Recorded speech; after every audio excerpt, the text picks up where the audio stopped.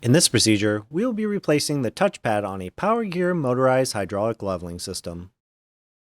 The tools required for this procedure are an electric drill and an appropriate bit for your installation. First, remove the screws attaching the touchpad to the wall.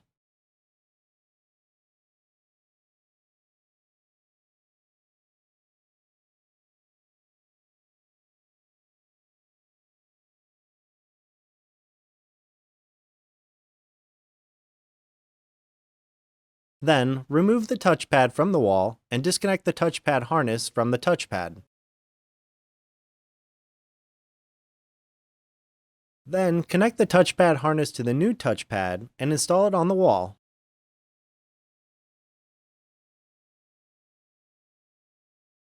And finally, install the screws attaching the touchpad to the wall.